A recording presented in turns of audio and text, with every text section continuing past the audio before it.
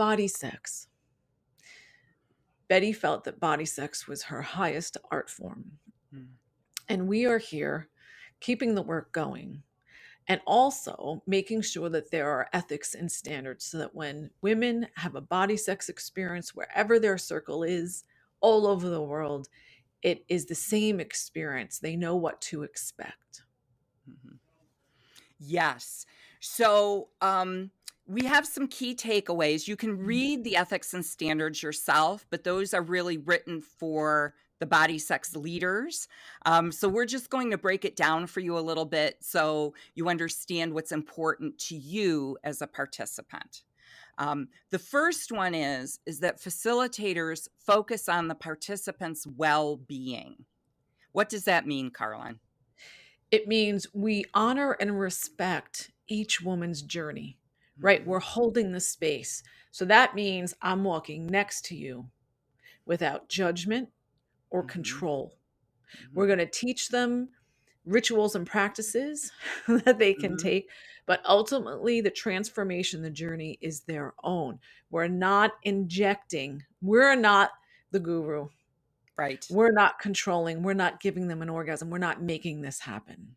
Mhm. Yes. Yes, we're walking alongside, and Betty was very, adamant about not being a Mhm. guru, and it's the same within the circle as well. We, as a facilitator, we are there to serve the circle within the rituals of body sex.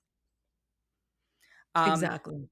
Holding the space has to do with creating the container. Um, and we talk about safer space, that's a buzzword right now. But it's really about a place where we can be vulnerable. And a body sex leader models vulnerability. And if we're willing to be vulnerable, we answer the door naked, right? So we're not asking you to do something that we're not willing to do ourselves. We always go first. So you Hmm. answer the door nude, you answer the questions, how do I feel about my body and my orgasm first? You display your vulva, right? Hmm. First during genital show and tell, and then you model the rock and roll. And what it really is a bowing of the head. Right, Is it right. acknowledgement that we're all equal? Yes, it's not about ego, me, I'm first. It's about saying, I am willing to do this. I am opening the door. I'm bowing my head to you. And I think this is very important for women as a group because when it comes to sexuality, right, it's Hmm. always a manipulation or a con or an act of dominance. Hmm. And very often women would take workshops and they would share, they say, this is the first time I've had a sex positive experience where I feel safe. Hmm. Yes, yes. So the focus of a workshop is on independent self pleasure. What does that mean, Carlin? It means each woman is stimulating her own body, right, together Mhm. in the group. So the leader isn't stimulating the body and doing some mind blowing techniques, right? Because we want that woman to be able to go home and recreate it. Now, that doesn't mean we don't support them with our energy, Right. right? We show them the rock and roll. We might support them. We might keep them going. We might breathe with them. We might make sounds with them. We might say, oh, turn your vibe up. Oh, add some more lube, whatever it is. But ultimately, we want the women, right, stimulating their own bodies. It's very important to have their hands, right, Mhm. touching their vulva because that's Mhm. the first disconnect. We have to believe that our body is our own. Yes. Yes. It's a sense in a circle of being alone but together. The circle supports us in self pleasure, but it's not, they don't support by touching. We don't give each other an orgasm. Your orgasm belongs to you. Exactly. So someone else's sounds that build Mhm. up can be inspiring and the energy can move around the circle, but the touch doesn't. Right. Oh, yes. Yes, great point. Another part is confidentiality. What happens in the circle stays in the circle. So, Carlin, let's expand on that. So what that means is like after a circle is over, I'm not talking about someone's personal details because how do you feel about your body and orgasm, right? That's a very personal share. So I'm acknowledging their sharing. I'm never repeating. I'm not taking pictures. I'm not Mhm. taking notes. When I would blog about the workshop so that people, women would know what to expect, it was never about their personal stories. It was about my experience in the circle, Right. right? So it was always my first person, like I was here, and then there was a share, and then I felt this. It's very different. And when we had journalists who had asked to take workshops, sometimes women want to take notes who aren't journalists and say, "Oh, can I take some?" Yes, you can, and but we would give the limitation. Right. You can write notes about the experience, but not about someone's personal story. Mhm. That is theirs. Yes, yes. Everyone's personal story is their own. And you can share your own personal story Mhm. of the experience of being in body sex. Oftentimes, after a circle, we think back to it and reflect, and we have self discoveries, and it made an impact. And of course, share that as it is Mhm. part of your process, if you feel like sharing it. It's not like, like a secret society, but we do respect others' journeys and what they share. Exactly. Mhm. So when we have shared vulnerability, we have to have with that the respect, right? Because someone's trusting us to share their story, to share their vulva, to share their orgasm. So we Mhm. have to show respect and protect that trust because you Yes. don't want to undermine the experience by making someone feel exposed. That's why there are no pictures in the circle. Mhm. Right? We don't let people come in with their cell phones taking pictures after the fact. If people want to take group shots and they want to have maybe some boobs in it or not, we've done that. That's a decision for them to make, but that is not shared online. It's very important because in the era, the era of social media, we get used to taking pictures of everything that we're doing. You can take pictures of setting up the room. Mhm. If you're a participant, you can take a selfie as you're outside the door. You know what I mean? Right. But you can't take a picture of anyone else, and you can't take a picture of nudity because it Mhm. goes over that line of them feeling safe. Yes, yes. And even note taking, although I understand in the case of a journalist, why that would be important. Um, but I think note taking takes away from the experience because you're not fully in the Mhm, moment if you're taking mhm. notes or if you're taking pictures or if you're doing anything else that's a distraction from that experience.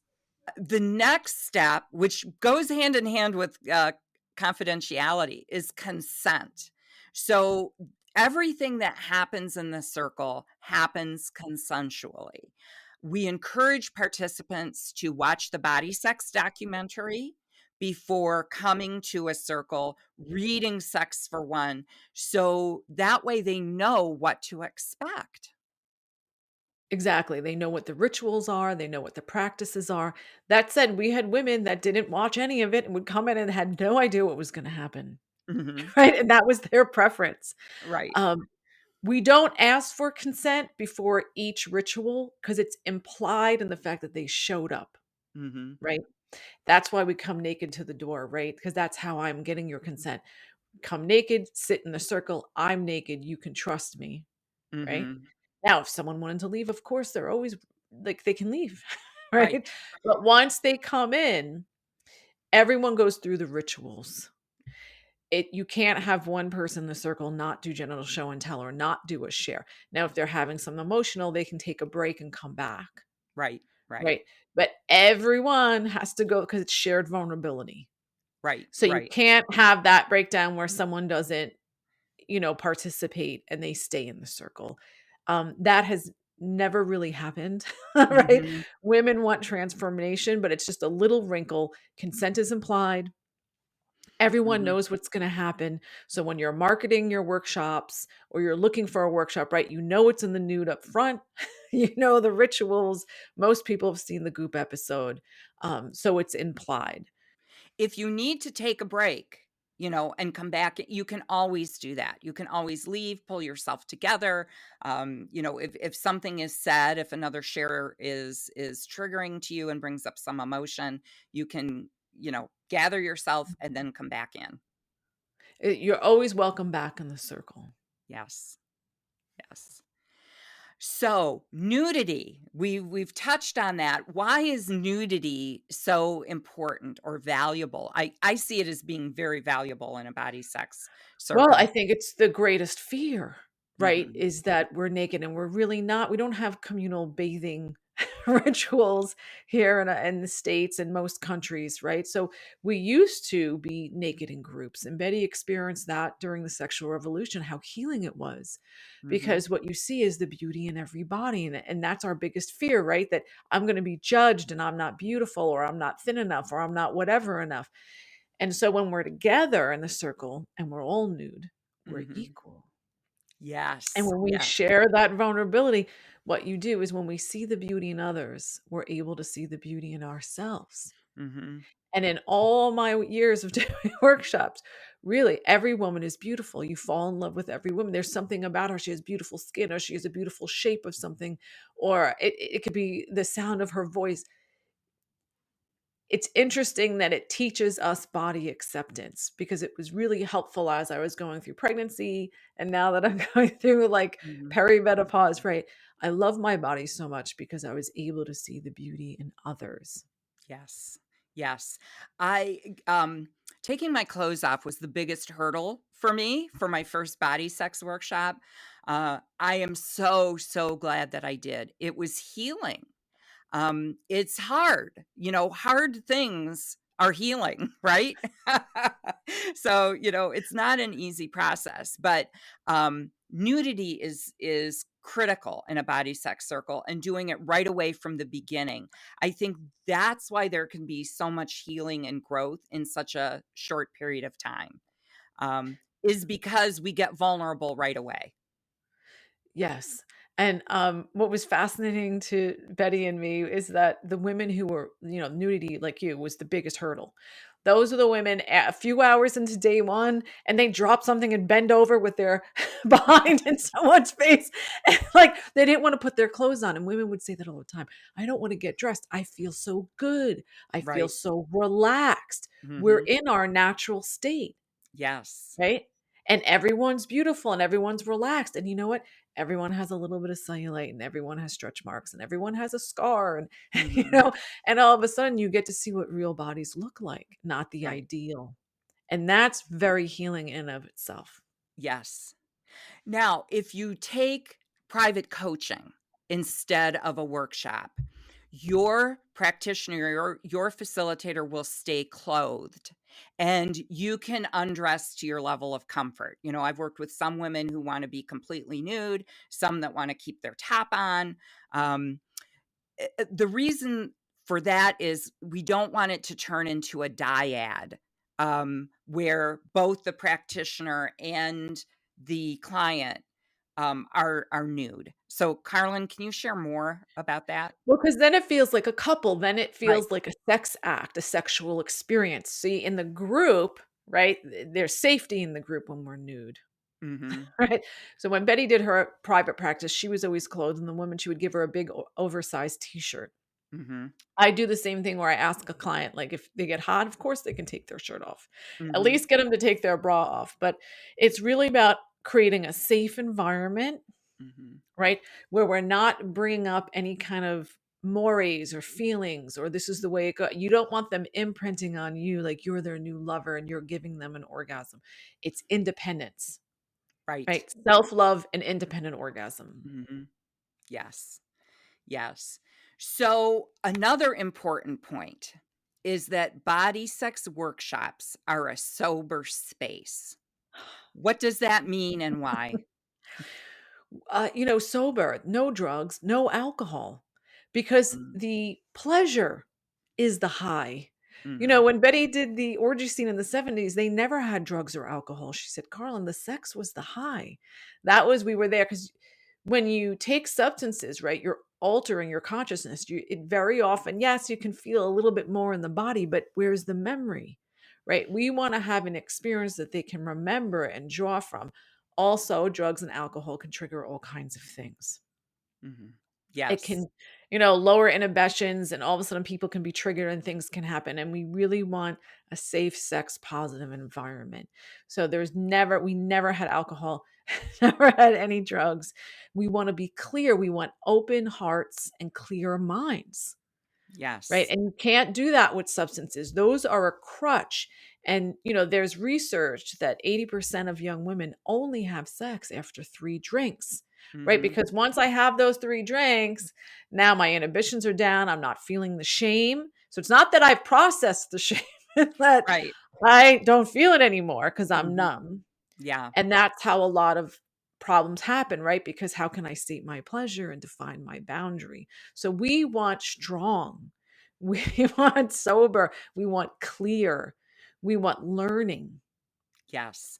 Yes, and alcohol and drugs can numb the body. It can make it harder to orgasm, not easier to orgasm. And so, I think we've got that flipped backwards a little bit.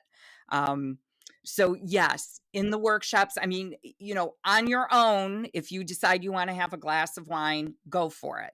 But we're learning. We're in a learning space.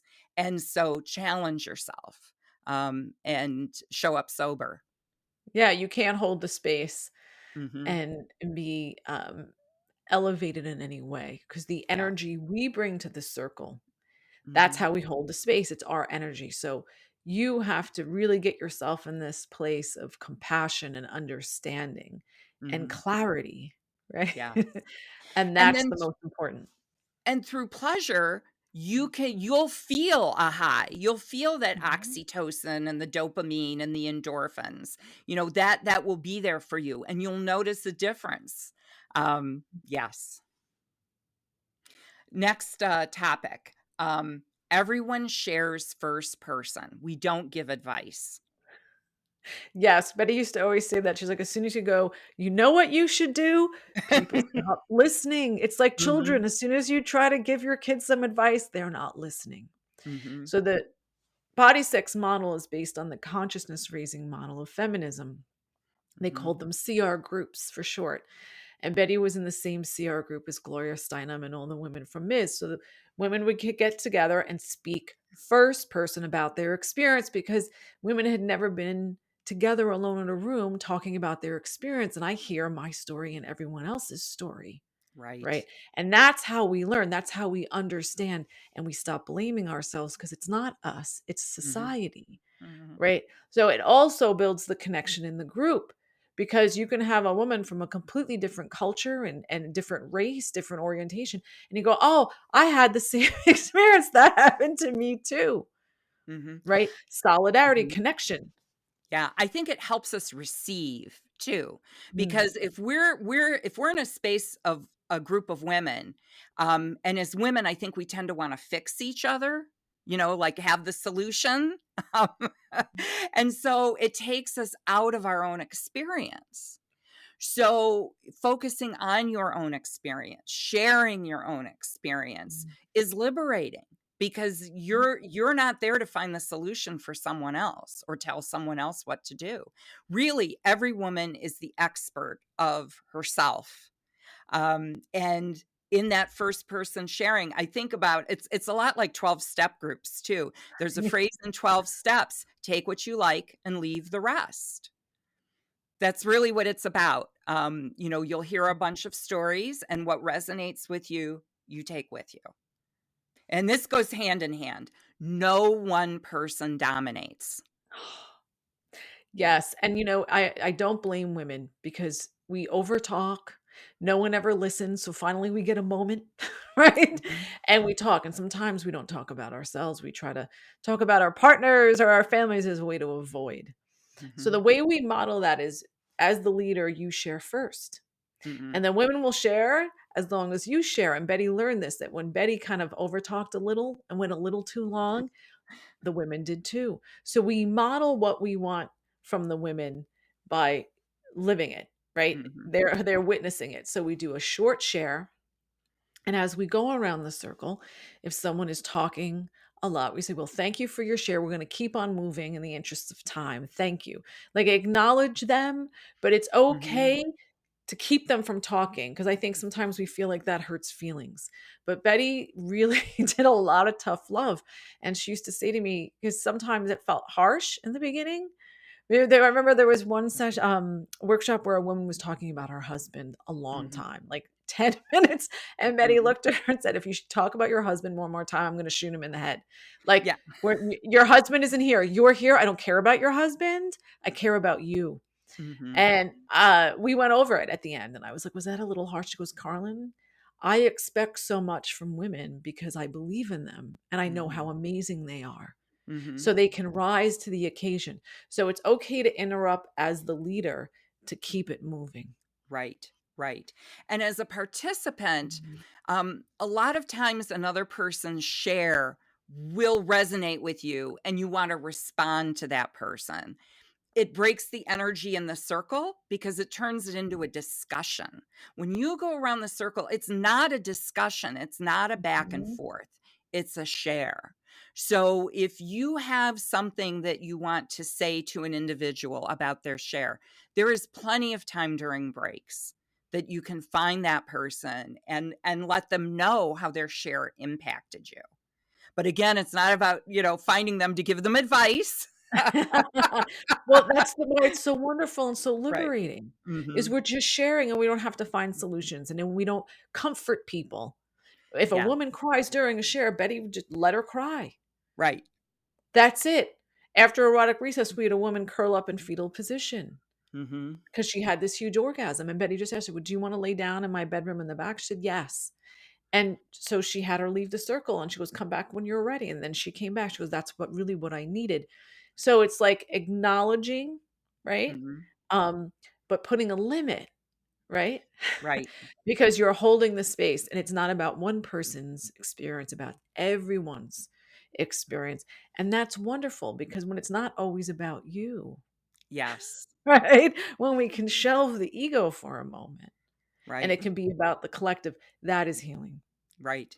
I noticed too, some women have a hard time with silence and empty Mm, space. And I think that's another important part of the circle is mm, giving time for thought and reflection. So, responding to someone else sometimes is about your own need to fill empty space. Um, yeah, so that's an important realization too. We're so busy in our culture. The phone's always on. We're texting. There's always the television. There's always media. There's always people. And the circle can be a place where we can just kind of go into ourselves. Each circle has its own energy. Mhm. And I would always choose a word for each group. And Mhm. sometimes we did have very raucous, high Yeah. energy kind of body groups. And Mhm. sometimes we would have these very quiet Right. groups where it was very peaceful and quiet. And we would have moments and there would be a silence and we'd sit there for a few moments and then it would say, "Does anyone have questions?" No. And we would just sit there and it was so wonderful. I Right. just really enjoyed those circles. Mhm. So, professional standards and ethics, you can go ahead and read them. And I think now that we've talked about it, it will make more sense to you. They're written for facilitators, although we do share them on the website. Anyone who comes to a circle can find our philosophy, core beliefs, and professional standards and ethics. So that way you know what to expect when you come to a circle. And really, even if you never practice, if you take these ethics into your personal life, you'll be happier and you'll be a better mother, a better professional, a better partner, a better friend. Mhm.